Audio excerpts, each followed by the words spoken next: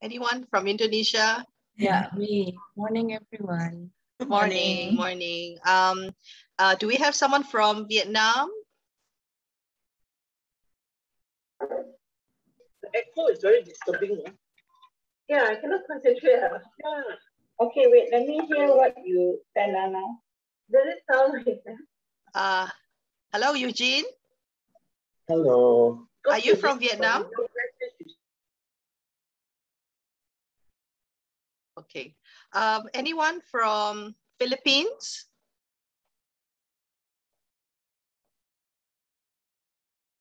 Okay, right. Feel free to, stop us if you have any questions. Yeah. If you need any, further explanation when we're sharing. And right, so we will start now. Hamra? Yes. Is it okay for me? Okay. Yep. This is sharing. Okay. I'm sharing screen. Oh, you're sharing screen. Okay. Okay.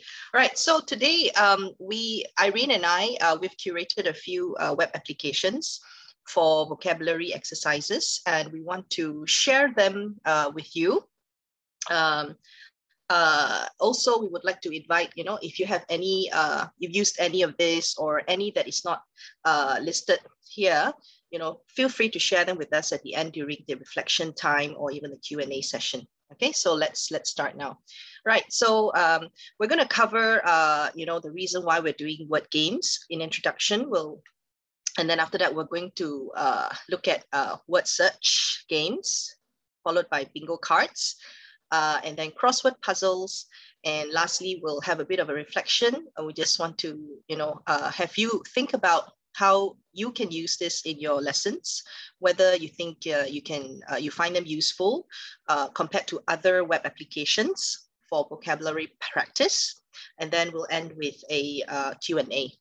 Okay, right. So first of all, now, there are three apps that we've been listening to, since last year when we all started going online with online classes. We were exposed to these Kahoot, quizzes, and Quizlet. Now, all these are very useful web applications. I think that because I have 3 kids and, they all attend online classes using Google Classroom. So the teachers they always have quizzes. At the end of the class, they will have materials posted on Kahoot, quizzes, and Quizlet. So I think these are very useful applications, but we're not going to look at these 3 today. Now, the thing I find about these 3 web applications is that they require users to sign up. And every time you will have to log in. Okay, so, ever since we have started teaching online, there are a lot of apps that we have to sign in and log in, and a lot of passwords we have to remember, user IDs we have to remember, and a lot of times, I find myself forgetting what my password is. And then you have to, sign up again and log in again as a new user. So, so today, the 3 web applications that we're going to share with you, they do not need you to sign up or log in. Okay, the 3 web applications are actually optional, requires optional sign in and log in. So online learning, so for online learning, we want to reduce signups or logins, and we also want to be able to reuse the materials we have created. And most importantly, vocabulary that we expect students to learn or to master, we want to be able to recycle these materials and recycle this vocabulary. And it's important for students to interact with this vocabulary regularly so that it will help them to remember better. And these 3 web applications, they actually allow you to share the URL materials that you've created. You can embed them in your learning management systems. For example, Moodle. In Sunway, we're using Blackboard. Yeah, and I know that most school teachers are using Google Classroom. Okay, right. Next slide. Miss Irene will continue from here. Hi, Jay. So I think we all kind of understand the reason why we use games in the classroom. Of course, we use games for student engagement to change things up so that, you know, students are not bored and so on. You know, I'm sure every teacher knows this already, but specifically word games. And originally, you know, I was thinking about word search. I was like, what is the utility of word search? How is it useful? Because basically students are just looking for words which, and they're given, if let's say, for example, you give them the word, they are supposed to look for the word reflection and they find the word in the word search. So how does that help the student? So I was looking at some literature, and actually word search does help students because they have to look at the words, the spelling, and they have to search for that word in the grid, which means that unconsciously they are actually starting to internalize the spelling of the word. Yeah.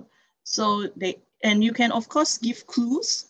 So if you did not want to say reflection, you could give them maybe a sentence with a blank in it, and the word that is gapped is the word that they need to find in the word search, for example, similar to how you would give a crossword clue. So of course we also know that word games foster competition.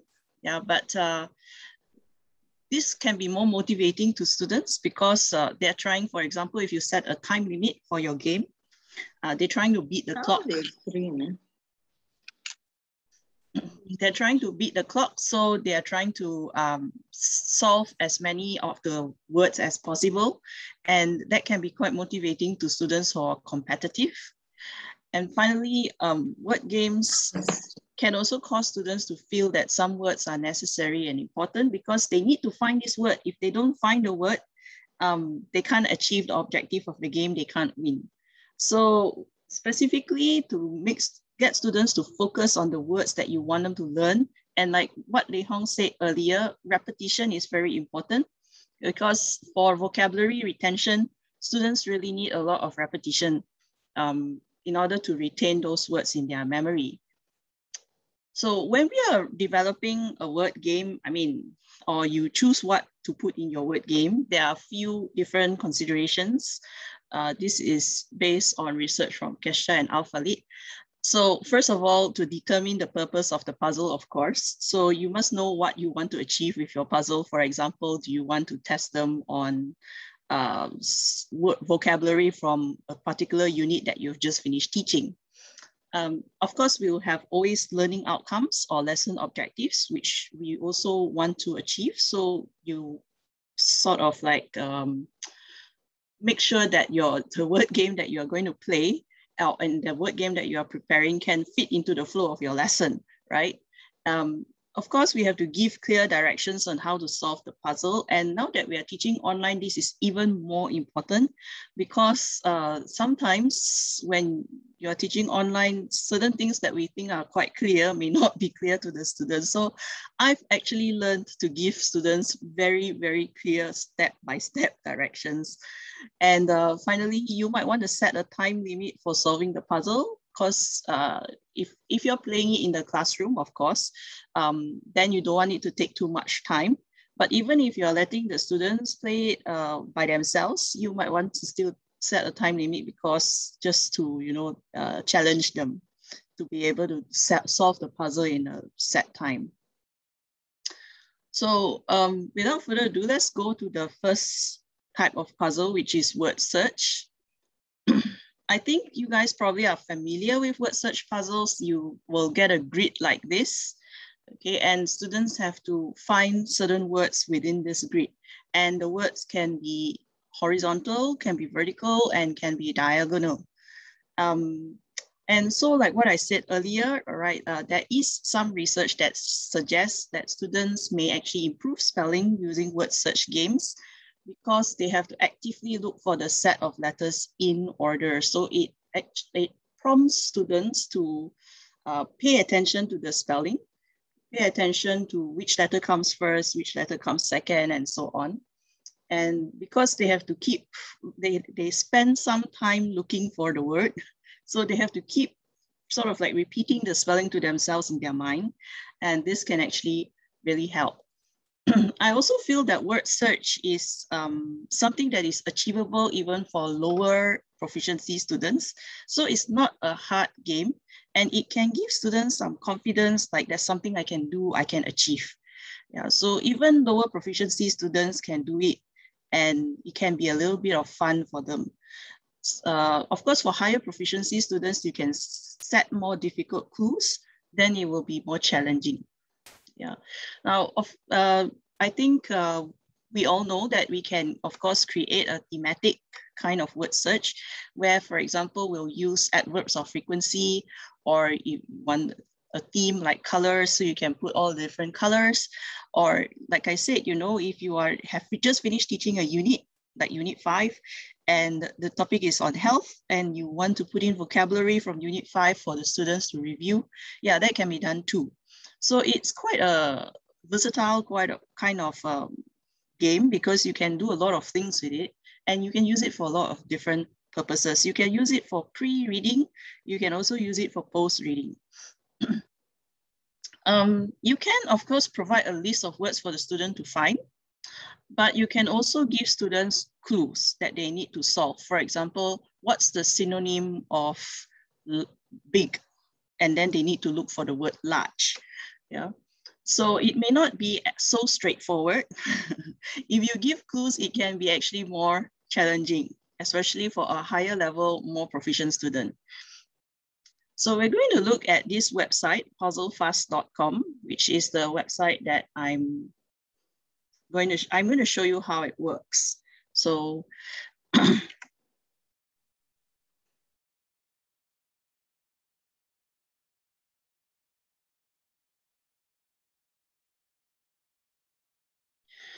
okay, so this is what the website looks like when you log in, and we are going to use the word search function. Right. So I've selected the word search function. You can give your puzzle a title or not. If you don't want to, you don't need to. And you can type in your clues. Right. So these are the words that I want students to look for, because I'm focusing on colors. So once I have typed in all the words that I want students to look for, I can just click make my puzzle, and my puzzle appears here. Right. Now, the website will give you 2 puzzles. The first on top is what students will use, and the bottom is your answer key. So I love this because teachers always love answer keys. Okay, you don't need to search for the word yourself. And so this tells you where all the words are. The letters that are highlighted is the first letter of the answer. Okay, so for example, G-R-E-E-N, green. So this is the first letter of one of the answers, right? And here, because I didn't give any clues to the students, I just typed in the words that I wanted them to find. These are the words that students need to find, all right? And what you can do is you can actually save this puzzle. And like what Lei Hong said earlier, you don't need to log in. So you can just click save, right? And you have 2 options. You only want to save it for 30 days because you want to print it. So if you are teaching in a physical classroom, maybe you want to print it so it's okay, you don't need to save it for so long. But now that we are teaching online, well, at least during this pandemic time, we might want to embed it on our LMS, like what Ms. Lei Hong said. Yeah, we might want to put it on our Moodle or Google Classroom. So then we would choose the second option. Okay, and as it says here, saving a puzzle is free and anonymous. So you do not need to log in and you do not need to pay anything. You can just click continue. Okay, that is an advertisement. And then here is where you can get the link to your puzzle. But for us to use it on a LMS like Moodle or Blackboard or Google Classroom, we would choose this, embed this puzzle, and it gives you a code. So I think you probably don't want to give the students the solution link, so we will use the first one. And when we use the first one, this is what we're going to get. if I can access. Okay, so this is our Sunway LMS. We are using Blackboard. So I'll go to my course. I have already embedded it. I just want to show you what it looks like.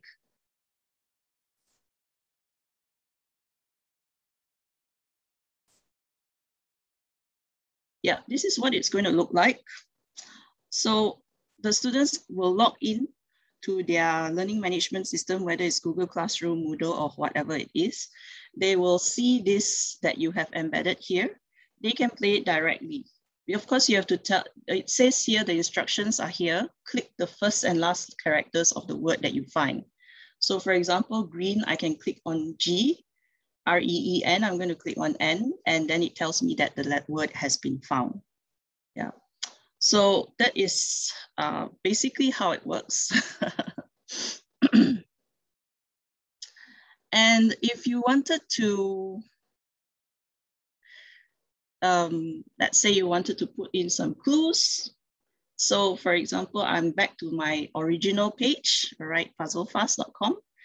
I've clicked on word search. I've chosen, this time I want students to look for synonyms. All right, and this time I'm going to put in some clues. So if you want to put in clues, you will use item and clue, all right? So item, my item is large. This is what I want students to find.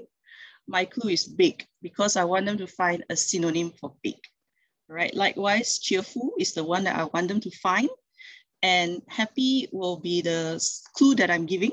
So I want them to find a synonym for happy, and I want them to find cheerful. So as I said, this will be a sort of like for higher level students, right? So once you click make my puzzle, you have the words here, big, happy, hardworking, and students need to figure out, okay, what is the synonym of big? And then where can I find the synonym of big, right? And you have, of course, your answer key here. It's here, large, L-A-R-G-E. So students can click here, L, and then E, and then they would have been able to find the answer. So I like this because sometimes you may not want to play this game in your classroom, but if you, because it takes time, right? And sometimes to the teachers, as teachers, we are rushing to complete our syllabus and so on. But you still want students to have a bit of fun, or sometimes you just want to use it as a review. So you can put it in your learning management system, and then you let them play it on their own time after class. And so you don't spend time doing it in class. Right, so that this is an option that we have at, for online learning. I think it's a quite fun thing to do sometimes, yeah. And basically, that's it for the word search. Miss Lehong? Thank you, Irene. And I like to add on, you know, what we're sharing today, the 3 apps that we're sharing today, it gives students a non-linear way of interacting with words. Okay, if you have Kahoot, you have quizzes, Quizlet, they're all like test taking, you know, they have questions and you get to choose your answer or type in your answer. But with word games like this, word search like this, they get to interact it. You know, there's some kind of interaction, you know, they have to search for words, they have to know their spelling, they need to look for it, you know, look for the correct spelling and try to figure out, you know, with the clues given. So I'm going to share the second app, which is called Bingo Cards. Okay. Right. So Bingo Cards. Now, I don't know about the rest of you, but I think Irene and I, we come from the era where we play all this, right? Word search, bingo games, numbers, and crosswords. So, okay, let me just move this up here and right. Right, so this is the next 2 apps that I'm going to share. They are developed by the same person back in 2011 when he was a university student. So these 2 apps are actually free, and sign-ins and login, sign-ups and login, you don't need to, it's optional. Okay, so this is the website, and okay, as I said earlier, you don't need to sign up, and it's optional if you want to. Maybe you get more features, but I think just accessing it as a free user, it's sufficient. But you got to bookmark the page in order to edit your bingo cards. Let's say you've created 10, you've got to bookmark the page so that you can go back to the page and edit what you've created. And after that, you can share the URL for your students to play online. Okay, so what I'm going to do is I'm going to share with you this in the chat, via chat. You go to this web page, okay, just click on that link and it will bring you to a page like this, okay? It will bring you to this page.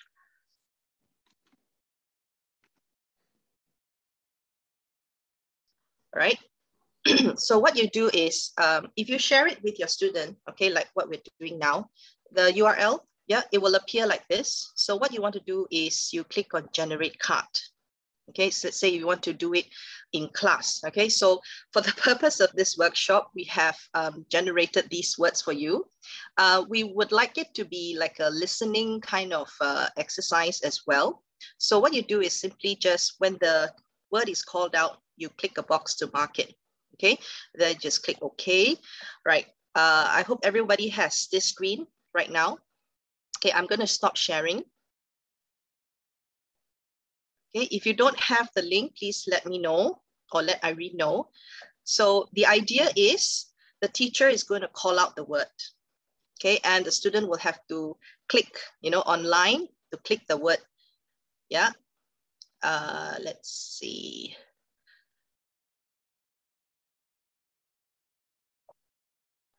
Okay, I need to be able to share the screen first and then, hold on, sorry, share sound and slideshow. Okay, right. So the first word that you need to look for is this word. Djibouti.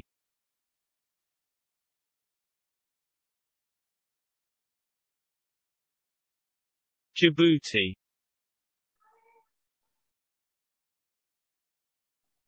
Second word. Haute couture. Haute couture. Wilderness. Wilderness. Elang elang. Elang elang.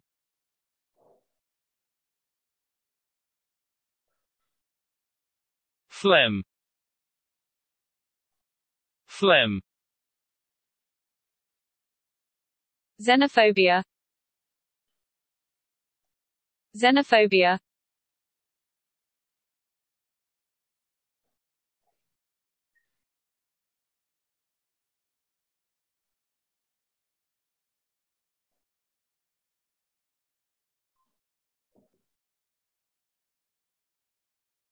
Okay, right. So the idea here is, now, are there any winners? Any bingo winners? Okay, so if you're in a big class, maybe this can be hard to control, and you may not want to, you may not want to like give bingo cards that are, with so many words, 16 words. You can have less. Yeah, you can use this as a lead-in to your lesson, or you can use this as a review lesson, or you can get students to play together online. Yeah, in their maybe I know that sometimes they have Google Meet sessions, live sessions with teachers. Sometimes they have Google Classroom work to be done. So this can be something that students can work on their own, or with a friend. Or you can have it, as an exercise, lead-in exercise in class. There are many ways to do this. You can have in this website, they allow you to insert images, but only from your local device. Yeah, you can't drag and drop images from the website, Google images. So it has to be saved in your local device. You can have a combination of text and images. Yeah, I think there is a chat. Yes. No, this recording is not linked to, okay, to answer Jay's question, the recording is not linked to the Bingo Baker. It's something that I used, I'm into text to speech application. So I type in the words and I download the MP3. So, I mean, if you like, you can also, another option is for you to read the words out. Yeah, the teacher can read the words out. Yes, Bahasa Melayu. Well, I've not tried, but I think because it allows you to type in text, yeah, you can try it with BM. I'm not sure. It should work because you can put in any words that you want, and you can read out the words yourself in Bahasa Melayu, so it should work. Yes. Yes. But for special characters like Chinese characters, I haven't tried that. Yeah, I haven't tried that. Okay, so I'm going to move on a little bit faster. Okay, so this is the second web application we'd like to share with you that does not involve any logins or sign up. But just make sure that whatever bingo cards you have generated, you need to bookmark the page so that you can go back to it and edit if you need to. Okay, so the next one is Crossword Puzzles. Okay, so this is also by the same developer, Crossword Labs. And what I like about this, again, you don't need to, try and remember so many passwords and ID, user ID and login. So you can just do it on the website itself. But you do need to create passcode to edit your puzzles or to print your answer key. Don't do like what I did. I forgot my password and I had to spend a bit more time figuring out what was the answer. So you do have to remember to create a passcode so that you can edit your puzzle or print the answer key. Okay, it looks like this.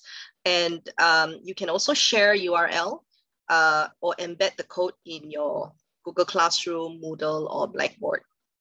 And if students were to attempt this online, as you can see from here, yeah, the letters that are in green means that they are the correct answers. And there's a little tick next to the clues given. Okay, so this is the website to go to.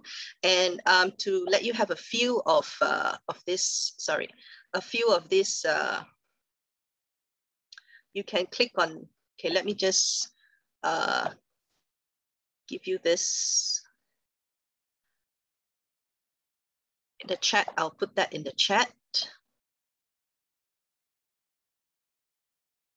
Okay, you can go to crosswordlabs.com, okay, and type in cohesive devices -6.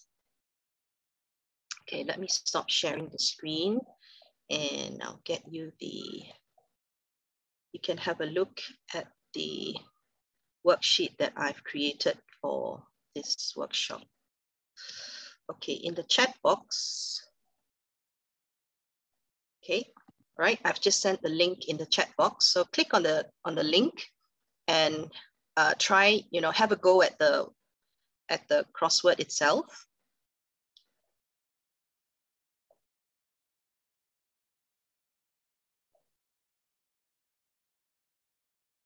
Okay.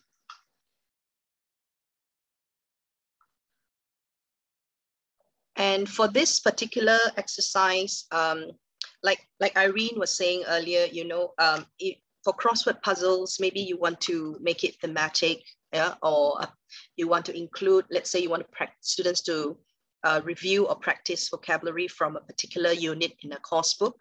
Yeah, so make it thematic in that way. There's a set of words that students have to have learned and they need to use or remember. They want to see it in a context, for example. So you can give the clues in the form of a sentence, yeah, and then get them to do it on their own. Now, the only setback to this is it doesn't, now it sort of marks the crossword puzzle for the student.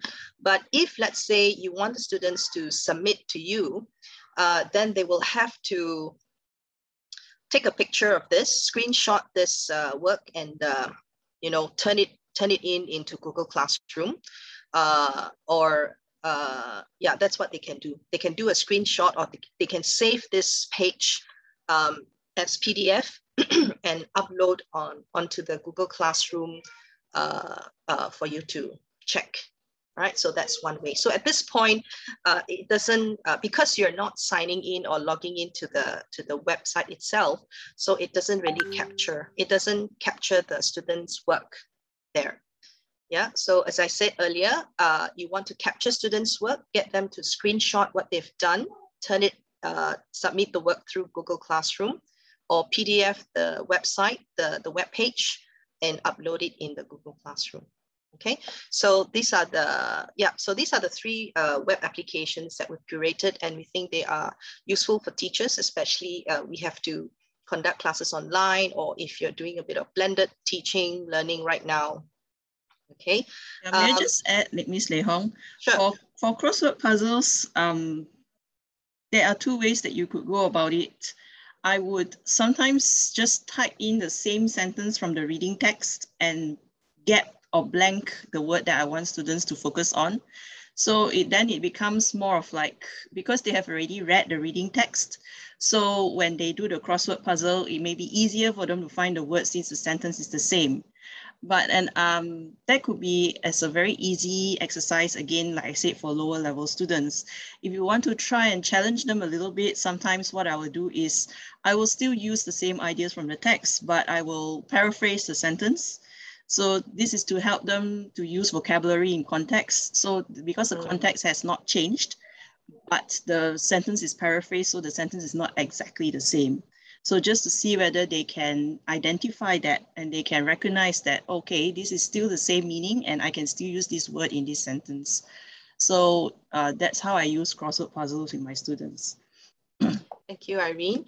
Okay, so we've come There's a question, Ms. Lei Hong, whether it can be marked automatically. No, it doesn't. It doesn't mark. Well, it does. Okay. If you go back to this, so this is what happens if the students put in the words, and if it's a correct letter they put in, it will turn green. If not, it will be red. Okay. If the answer is incorrect, there will be a red cross next to the clues given. So if the answers are correct, it will turn out like this. It will all be green, and then there will be a green tick next to the clues. Does that answer the question, Irene?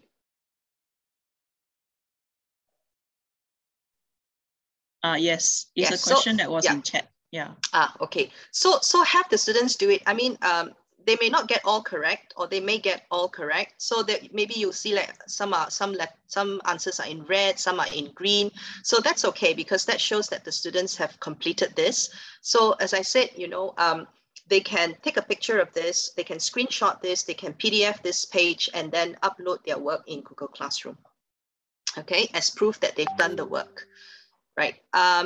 Okay, so now we move on to the reflection time, and Irene and I would really like you to, share and just think about how you would use these word games. If you have if you teach lower level students, how would you use this? Or how would you use this as a pre-reading activity, or even as a post-reading activity? Would you be able to, I mean, our classes are pretty small in number. So, but I'm not sure, you could have more students in the class, at one time. At any time, you could have 30 to 40, I don't know, maybe more. So would you use this to encourage your students to collaborate when they're learning? If you will do that, how are you going to manage that? Do you have your own learning management system? How would you use this? So maybe you can spend like 2-3 minutes just to think about these questions. And if you like to share, you can share, we'll be happy to read your comments in the chat, or you could unmute and, you know, just share with us what your thoughts are on these word games.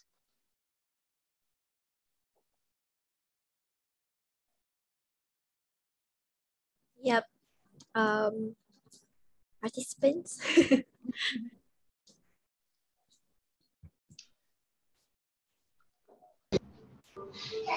Hi, this is Zuleika. Hi, Zuleika. Hi, Zuleika. Hi. Well, very interesting on how to use this for our pre-reading or post-reading activities. Just a curiosity that I want to know, since we are doing it online, so how do we gauge that they are not cheating, so to say? You know, our students are very adventurous and more advanced from the teacher. So how do we gauge that whatever answer they have done are genuinely answered? Because especially for good students, but I want to know for weaker students, because they don't want to accept, or they want to make sure that they are answering correctly, you know, because of the self-esteem. So they might try to get answers from Google and this and that and answer. So how do we want to, so to say, gauge that? Thank you. I think, Zuleika, this is a great question, but when it is a game, I think it is okay if a weaker student, for example, let's say it is like my word search, you know, and they have to find synonyms, and the student is not sure what is the synonym of that word, so the student goes online to look it up. Actually, this is a good thing, because that means the student is taking some responsibility for his or her own learning, and they're going to learn on their own because they have searched the answer for themselves. So in that sense, I don't really feel that it's cheating, but I feel that it is actually motivating the student to search for the answer. And I feel that the student will be more likely to remember the word in future because they have actually searched for the answer in order to put the answer into the word game. And also, I think, yeah. And Ms. Leh Hong, you have anything to add? Yeah, so I think Zuleika has brought up a very interesting point. Yeah, we are all, you know, we have these concerns as far as cheating is concerned, you know, whenever there's an online class, online test and all that. So I think is what you expect, what are your expectations from the student when you assign these materials to them? Do you expect to that they finish it within a certain time frame? You know, do you want them to go through certain strategies, like helping them to find the answers rather than, you know, tell them, okay, this is a test and you have this much time to do it? So I think we want to encourage them to learn by looking, you know, learn to look for the answers rather than just do the shortcut way. And it's also how you, like I said, you know, what are your expectations, and make your expectations clear to the students to say that this is not a test, but this is very important, you know, for you to improve your vocabulary and to do well in writing and being able to read more fluently. So, you know, tell them your expectations. Yeah. And the thing about the crossword puzzle is you don't have to give them the answer key. Yeah. You can review the answers with them in the class. Right? But bingo cards will be more of like an interactive thing. You know, you can do it in class with just maybe 9 words, a lead-in kind of thing. So I don't know if they can cheat in that way. But you know, it all depends on how you manage that that session. The bingo website itself, they have because when you send the URL, and you click to generate the bingo cards, every user will get a different set of cards. They will have all the words, but the position of the words will be different. Okay, so it will be quite hard to cheat in that sense. Yeah, so Zuleika, I hope Irene and I have answered your question. Yeah, thank you very much. We still have time for maybe one more question. One more question. There are some great ideas and responses in the chat room. in the chat box. I guess we could look at it, right? So I see teachers mentioning that they have a lot higher student participation when they use games, and I think that's really true because it makes learning fun. Yeah, and one of the teachers, Jenny, has mentioned that you know, she can use word search to replace spelling activity because spelling is time consuming. Yeah, I agree with you, Jenny. That's true. And some teachers are talking about using breakout rooms for puzzles. And I think breakout rooms is a great idea because you can set a timer for your breakout rooms. So you can even make it more competitive by getting groups, the different groups in the different breakout rooms to compete against each other. Yeah, that's like, you know, we miss this kind of word games, and you know, just thinking like we could do it easily when we have face-to-face classes, but online, you know, there's a bit of a challenge to it, and I'm glad that, you know, we're able to share with all of you these 3 website applications that offer you know, word games for online learning. Do we have one more chat? Yeah, one more. Suk Ching has mentioned that she would prefer pupils to search for answers because it shows that pupils make an effort to do the work, and I agree. And and I do think that if they're searching for answers to beat the puzzle, they'll actually learn more. They don't realize that they're learning indirectly. Yeah, that's true. So in a way, it can, you know, with the I think, Irene, you mentioned someone said putting them in breakout rooms doing the puzzles, right? Yes. So this is something that students can collaborate together. And I think maybe one of the things that Kahoot, quizzes, and Quizlet will not be able to offer. Yeah, and if you use, like what I said, you know, sentences from the text, you're actually encouraging students to go back to the text and look at it again. So, you know, as we say, repetition for retention. Yeah. Okay, so now I think we'll be able to share with you the slides. So this is a reading, how you can use you know, your word list. Let's say you're using a particular course book.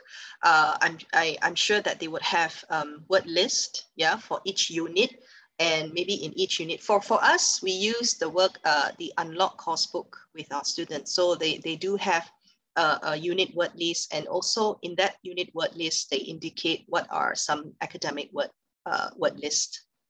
So when you get the slides, I think when they share it with you, so this will be the article to read on how to, you know, to give you some ideas on how you can utilize the unit word list.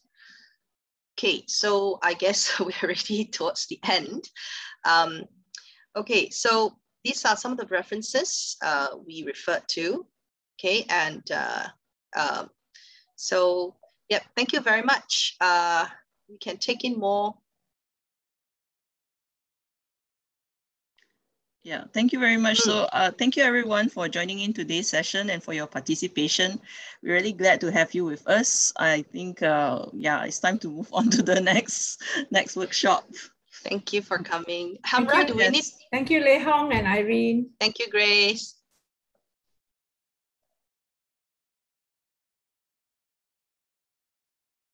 We're still here. Yeah, if you have any questions, yeah, we're still here. Yes.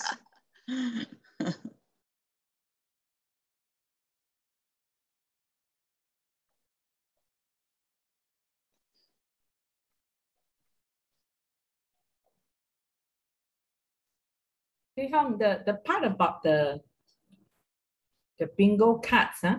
Yeah. It was quite fast. You showed us the list of words, and then how do you? I kind of missed that part. How do you get them to get the words? You know, just briefly explain that one. Okay. The link, when you click on the link, you click generate cards, you see the list, the words, right? Yeah, so correct. That's where when everybody has that card ready, then the teacher can say, okay, we're going to start now, and the teacher will read the first word. Okay. Then the second word, and then the third word. Yeah. Okay. So the option is for teachers to read it out, but sometimes If let's say pronunciation not clear or we're not sure, then what I demonstrated was I put the words in a text-to-speech app and then I download it so I can play it in the class if I'm using it with the students. Pixim, thank you for your question.